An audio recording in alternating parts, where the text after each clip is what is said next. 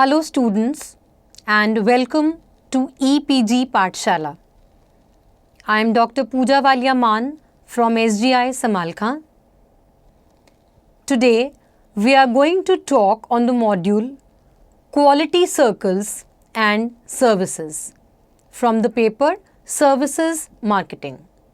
In this module you will learn about the meaning of quality, then the meaning of service quality, concept of quality circles, features and purpose of quality circles, and the gap model. Now, understanding the consumer's needs is the initial point of the marketing process, and the satisfaction of these needs seems to be the aim of all the marketing efforts. The consumer's needs can be satisfied only when the quality services are delivered at a reasonable price to the target consumer. However, due to the intangible nature of the services, it may not be easy to ensure consistent high quality standards in each service encounter. Here we reach to a very crucial aspect: quality. Quality refers to adherence to the highest standards of performance at every step of working and for each unit of production and distribution. Higher standards are usually the industry benchmarks of performance which are universally recognized. We come to the related but extended concept: service quality. Maintenance of certain parameters of service performance and delivery assured by the service marketer to earn itself a competitive edge in the perception of the target consumer refers to the service quality.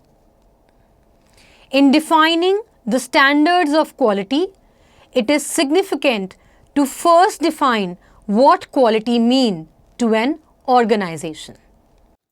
The International Organization of Quality Standards, that is ISO 9001-2000, defines quality as the characteristics of the service that bears upon its ability to meet the customer requirements. Customers' requirements could be of three types: those stated by the customer, those generally implied, and those obligatory on the part of the service provider. In the example of a restaurant, a customer may state that quality means hygienic and good food, comfortable ambience with good lights and music, and courteous service is implied. And it is obligatory on the part of the restaurant to provide rate cards and the bill of the purchase. Now here we reach to an important question: is there any difference between the goods quality and the quality of services? The service elements of quality are difficult to gauge as compared to the elements of the quality of goods. Manufactured goods must offer a consistently high standard of performance of the product to satisfy the needs of the consumers in the most reasonable ways so as to remain competitive in the market.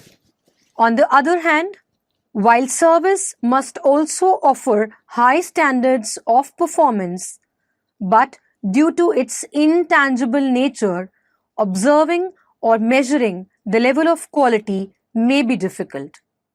Further, measurement of quality standards may not be objectively perceived by all consumers in a uniform manner.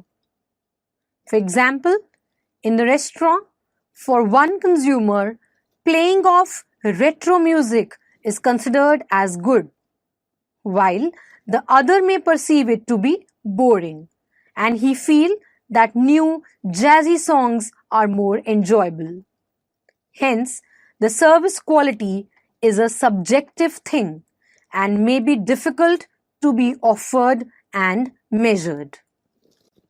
So while offering a service quality, prior to its formulation and the formulation of any marketing strategy, it is important to set the internal quality standards, keeping in mind the commonly accepted external industry standards of quality. The service provider must investigate as to what remains with the consumer after the service is consumed. It must also be investigated as to what a consumer expects while purchasing and consuming a service. A service marketer should be more alert and careful in assessing what exactly quality would mean for a set of potential consumers. In doing so, it is important to understand the reason of purchase of a service by any consumer. This provides a clear idea of the desired level of service outcome which is sought by the consumer when he pays for it. This means the service provider must investigate as to what remains with the consumer after the service is consumed. A marketer who exceeds these expectations of the consumers ensures that the consumer is delighted with the service. Let me come back to the example of restaurant. Is it the tasty food that will be remembered by a consumer, or the courteous staff service, or maybe the memory of an add-on recreational facilities enjoyed by him on his visit at the restaurant will be remembered? An objective assessment like this is very useful in understanding the most important variables for which the service firm must go an extra mile to maintain the highest standards of quality. In the year 1982, Professor Grunrose categorized the service quality into two different types: the technical quality and the functional quality.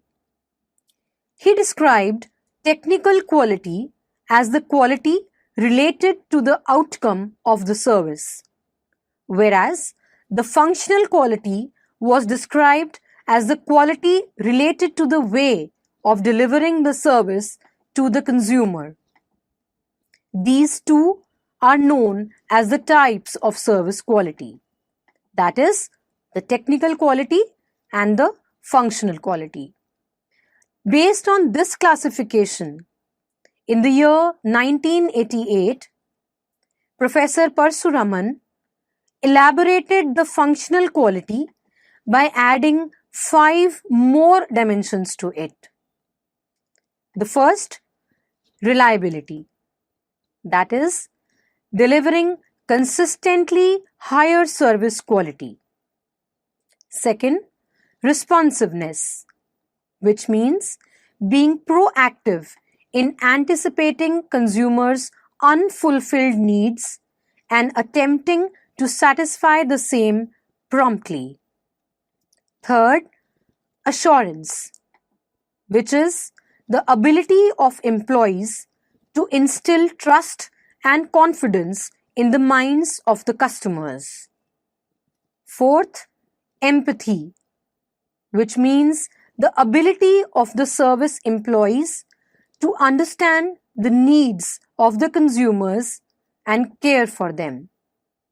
And lastly, tangibles, which are the physical evidence of the services like equipments, and personal's appearance, and the promotional or communication material assuring the service deliverables. A very unique but very important concept in service quality is the services quality circles. A quality circle is a group of service personnel doing almost a similar kind of service creation and service delivery task who interact on regular basis to identify, objectively understand and search for an optimum solution to the service process related problems. These quality circles are often small in size and are led by a mutually accepted leader or a formally appointed supervisor with a clear vision of offering highest standards of quality to the consumers in each interaction. The quality circles analyze the problems and reach to a mutually agreeable solution. This solution is presented before the management for final approval of its implementation by the members. Often, in empowered organizations, the quality circles implement the solutions at their own level wherever possible, resulting in higher level of motivation and improved employee productivity. In the West, the technique of quality circles was very commonly adopted during the period of 1980s. Even today, this concept is very frequently used to maintain high quality standards in the name of Kaizen groups or workers' participation schemes. The main purpose behind all these interventions is to offer quality service by keeping the participation and morale of the employees high. Having talked about the meaning of the quality circles, let us have a look at the historical background of the quality circles. In the year 1985, Professor Kaoru Ishikawa defined the term quality circles in his book, What is Total Quality Control? The Japanese Way.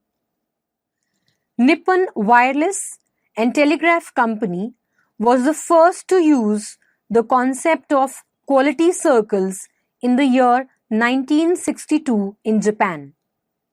The Union of Japanese Scientists and Engineers had 36 companies registered with it.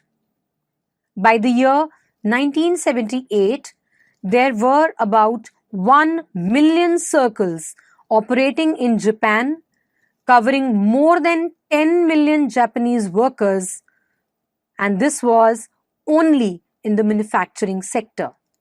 Gradually, the quality circles came to be adopted and used in various countries.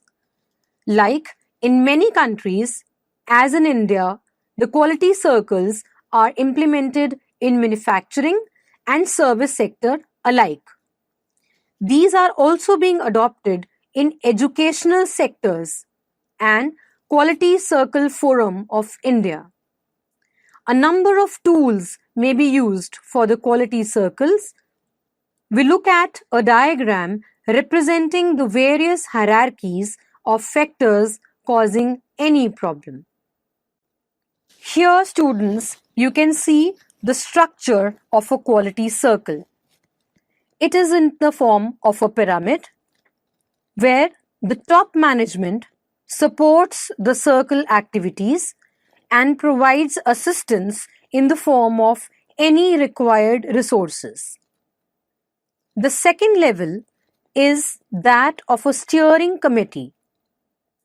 Now, this steering committee is actually an advisory body with the heads of major functions. These are the members of the steering committee and are responsible for all the quality circle activities. The next level down the line is that of a facilitator. A facilitator is someone who may be a shop manager or a department manager whose job is to support and guide the functioning of the quality circles in any organization. Below the facilitator comes the circle leader. As the name suggests, he is a leader, therefore he leads all the activities of the quality circles. Down the line are the members. Members of any quality circle shall be engaged in identifying the problems and thereby giving a solution as a team to overcome the problem coming in the way of the implementation of quality standards. The remaining non-member employees come below them in the pyramid. Having discussed the meaning of quality circles, let us discuss the features of quality circles. A quality circle is a volunteer group of workers of a service organization who meet to discuss the improvement in the quality of service design and delivery. Therefore, the first feature of a quality circle is a voluntary group. The second is these are formal groups. Quality circles are formal organizational groups who meet regularly to discuss the quality issues. Another feature of a quality circle is the members.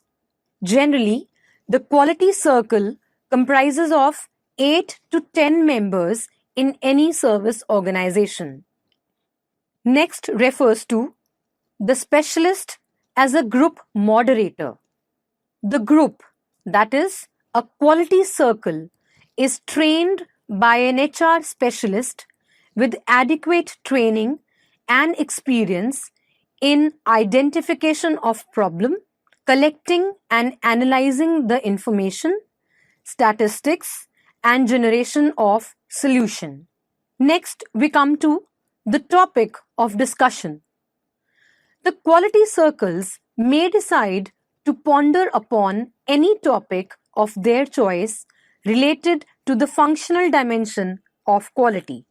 Here, students, it is important to note that the quality circle cannot discuss any topic related to salary or the working conditions. And the last feature of any quality circle would be continuity. The quality circles are designed to serve on a regular basis within a service organization. They continue to discuss and debate on the quality dimensions over and over, choosing any topic of their choice. Now, can we also discuss the various objectives of service quality circles? Let's pick it one by one. The first objective of a service quality circle is that it promotes teamwork.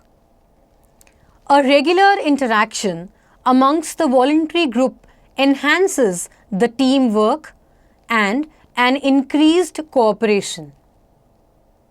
Secondly, it improves the morale. The group working encourages the morale of the group in contributing to the attainment of the organizational goals through group processes. Another objective of service quality circle could be the focus on quality. Now, the main aim of the quality circle is to enhance the quality of the service design, the physical evidence, the service personnel's training, and the service delivery with the purpose to increase the standards of service quality. The deliberations of the group revolve around making the service processes reach the highest level of service quality. This may be done by improving the service design or improving the competence of the service delivery personnel. The next objective is improved implementation of quality. A regular and deliberate group effort of discussing and suggesting ways and means to improve quality by a voluntary group leads to the smooth implementation of the suggestions. But remember, only if it is accepted by the management.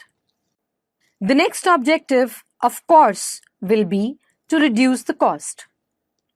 While suggesting the areas of improvement, the group eventually facilitates in the reduction of wastage and thus save the cost of the organization.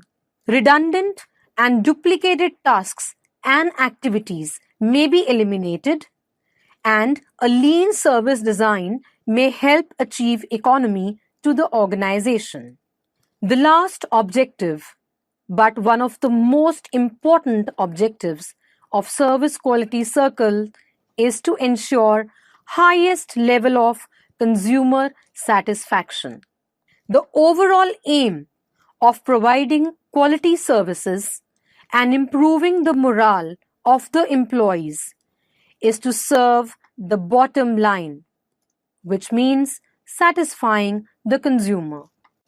Well, students, we reach to a very important topic in the service quality, which is known as a gap model.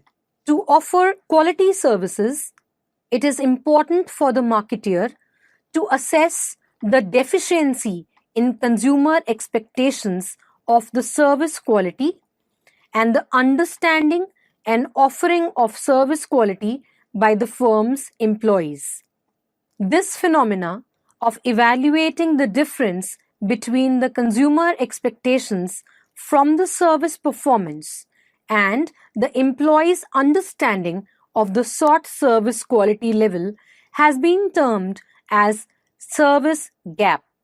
In the year 1985, Professors Parsuraman, Professor Berry, and Professor Zihami developed the service quality gap model, which highlights 5 gaps in the service delivery which may result in the delivery of poor services.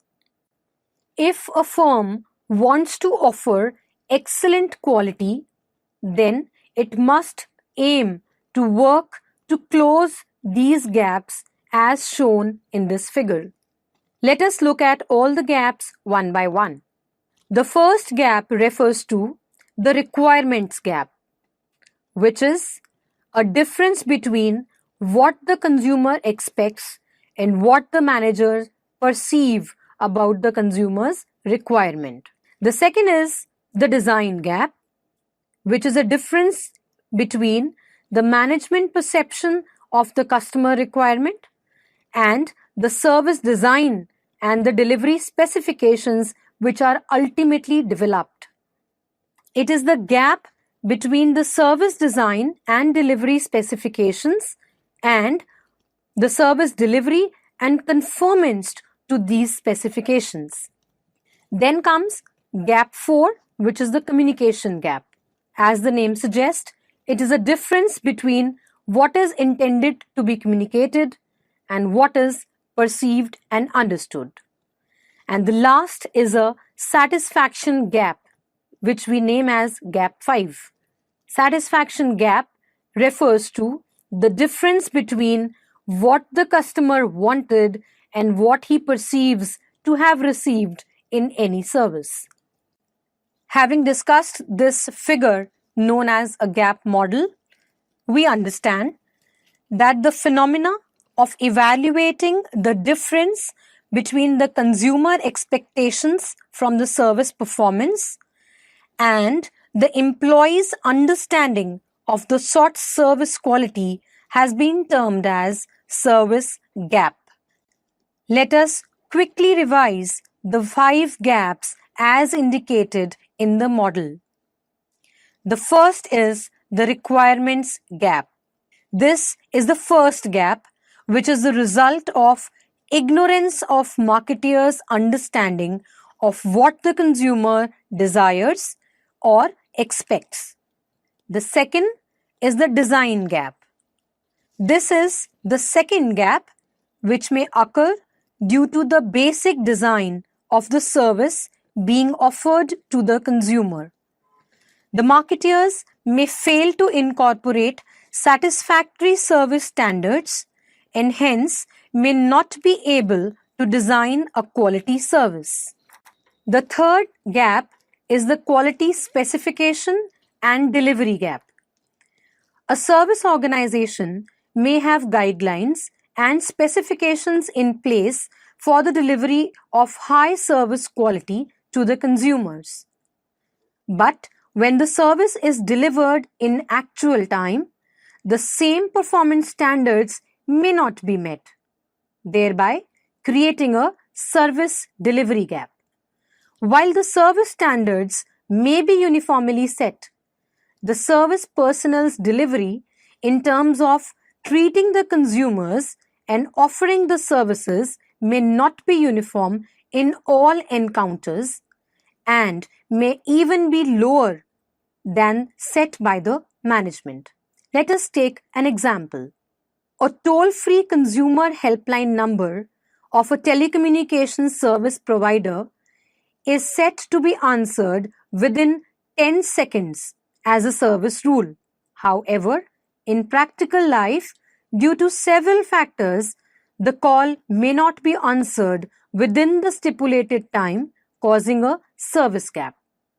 There could be an imbalance between the promotional communication and the internal performance. For the purpose of attracting potential consumers to try out a service, the firm may use media advertising to convey its quality standards to them. However, there may be a gap between what is portrayed in the promotional message and what actually is delivered. This may result in a service gap and consumer dissatisfaction. If any internet service provider promises a certain speed of downloading some videos in its advertisements, but in actual, when the same video is downloaded, it takes more than the advertised time, this may cause a service delivery gap. The firm must not promise more than what it is actually capable of delivering. Satisfaction gap is another gap for any service delivery. A service satisfaction gap is the difference between the expectations of the consumers with the service and their perception of its actual performance. If the expectations are higher than the perception, the consumer would be dissatisfied. If the expectations are equal to the actual service performance perceived by the consumer, he would be satisfied. Only when the consumer's expectations are exceeded by the perceived actual service performance, the consumer can be delighted and he can only then be expected to come back for another service purchase or also give a positive referral. The last and the fifth gap refers to a satisfaction gap. A service satisfaction gap is the difference between the expectations of the consumers with the service and their perception of its actual performance. So students, let's now summarize what we have learned in this module. Quality is an increasingly important variable to gauge the service firm's competitiveness. But it is not easy to either measure or ensure high quality services despite the desire of the management and maybe of the consumers. This is so because it is important to investigate what the consumers wish to receive in a service and then design the service accordingly. This understanding of the consumer's needs and service quality deliverability has to be shared with the service personnel so that the same level of quality is delivered at each service encounter. Quality circle is an important technique being used in bringing together the service personnel in a formal group with the agenda of deliberating the issue of quality design and delivery in each service encounter.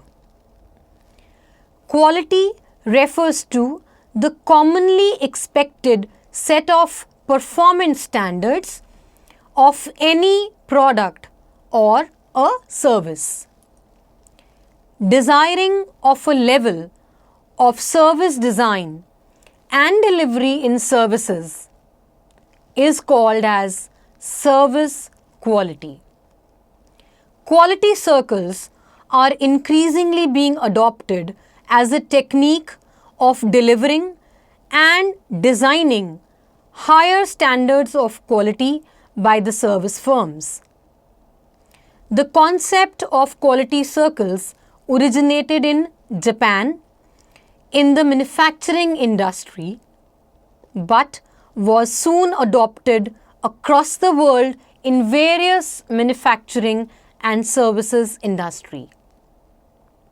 As discussed, quality circles are voluntary formal groups of workers under the supervision of some specialist in a service organization comprising of 8 to 10 members who regularly meet and discuss the solutions to various problems related to service quality and ways of improving the service design and delivering service. These suggestions are put forward to the management for acceptance. The approved solutions are implemented with the active participation of these very service quality groups.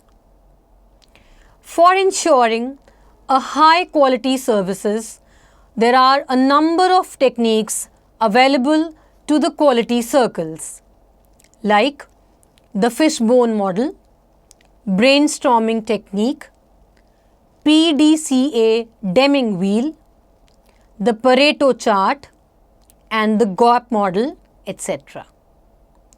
Thank you.